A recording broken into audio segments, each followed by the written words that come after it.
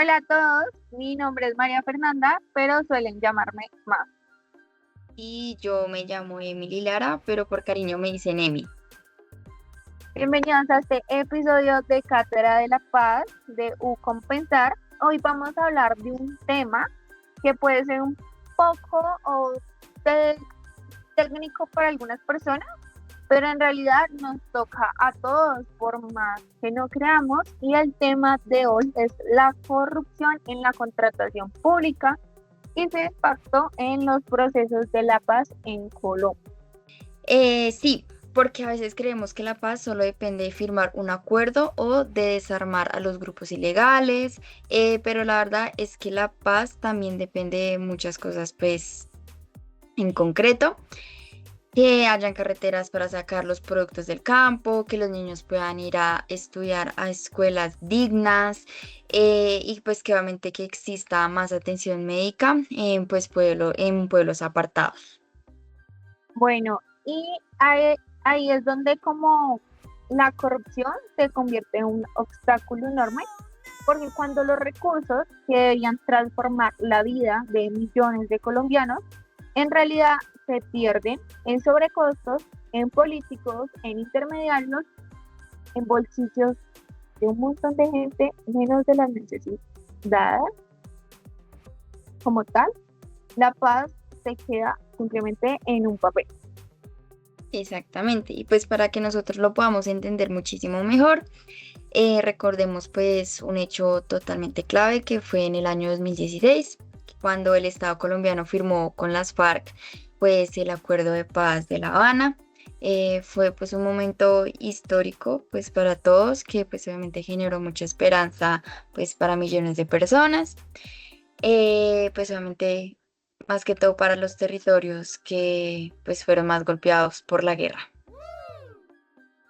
Ese acuerdo no solo era para dejar las armas a un lado, sino también incluía compromisos enormes como sustitución de cultivos ilícitos, reforma rural integral, programas de desarrollo con enfoque territorial, y todo eso se buscaba para darle a las comunidades más oportunidades y sobre todo confianza que la violencia no era la única salida para salir adelante.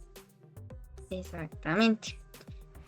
Em, pero pues obviamente si los recursos de los programas se pierden pues por la corrupción, pues obviamente se va a empezar a romper el círculo. La gente va a dejar pues de creer en el Estado y pues peor aún puede volver a caer en manos de grupos ilegales y pues por obvias razones las cosas que se prometieron pues no se van a cumplir y o si se llegan a cumplir va a ser desde la ilegalidad. Vamos a hablar de casos reales.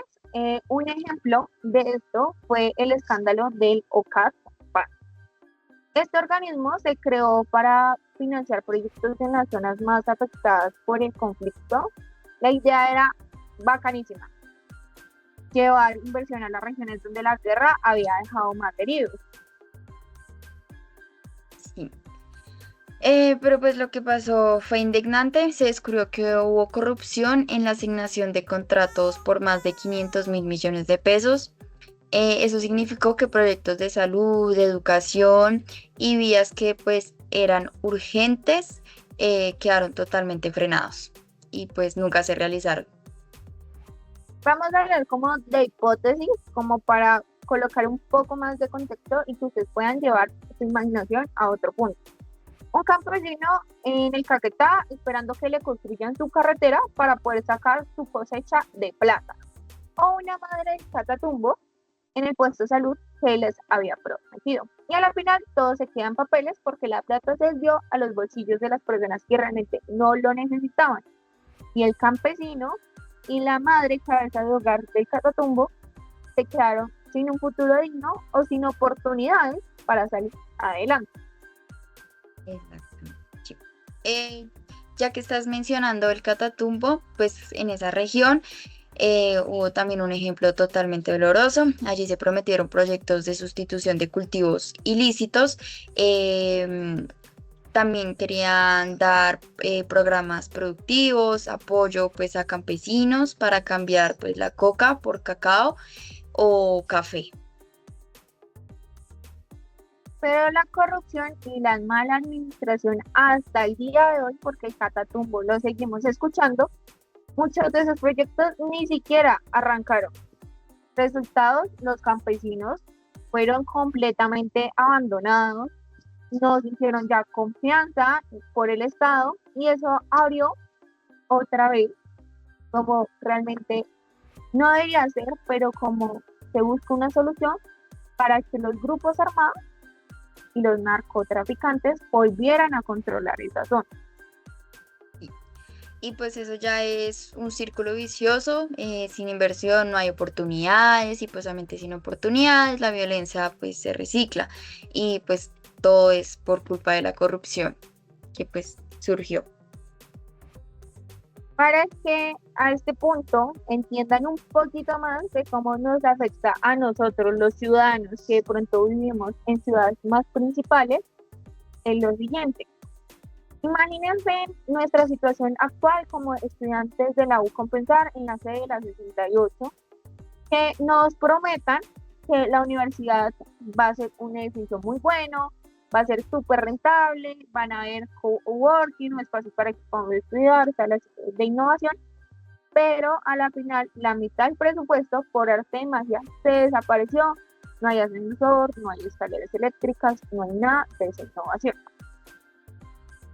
Y pues ya sabemos qué pasaría. La biblioteca pues no se haría, o la entregan con menos computadores, con menos libros, con filtraciones en el techo, con pues terminados fatales y lo que terminamos perdiendo somos los estudiantes porque pues las oportunidades de aprendizaje se van a ver totalmente reducidas. Es un ejemplo breve de lo que pasa a gran escala a millones de comunidades rurales. Cuando la plata para proyectos se pierde, la educación, la salud y el trabajo digno nunca llegan y son bases para un ser humano y se deberían ser cosas obligatorias que todos los colombianos deben tener. Pero sin eso no hay paz posible. Sí. Bueno, entonces hoy pudimos ver como una pequeña parte de la corrupción en la contratación pública. No es un tema muy lejano, ni mucho menos aburrido. Es algo que puede destruir los procesos de paz, que roba oportunidades y que afecta directamente a la vida de las comunidades. No solamente es a las personas que viven eh, en pueblos, sino también nos puede llegar a afectar a nosotros. Por eso, la paz no es solo un acuerdo entre políticos y descombatientes, la paz se construye con instituciones transparentes, con ciudadanos pendientes de las situaciones y con un compromiso en especial ético y que se real. Pues nosotros como estudiantes nos queda el reto de no normalizar la corrupción, de denunciar cuando veamos pues estas injusticias, de no ser parte de una generación que no haga nada, sino que lleguemos a hacer las cosas distintas. Les agradecemos por acompañarnos en este espacio de este podcast. Esperamos que este episodio les haya dejado reflexiones claras sobre cómo la corrupción puede frenar la paz, puede hacer que lo cotidiano sea algo para algunas personas inalcanzable, pero también cómo lo podemos cambiar para aportar a una realidad o una Colombia con paz.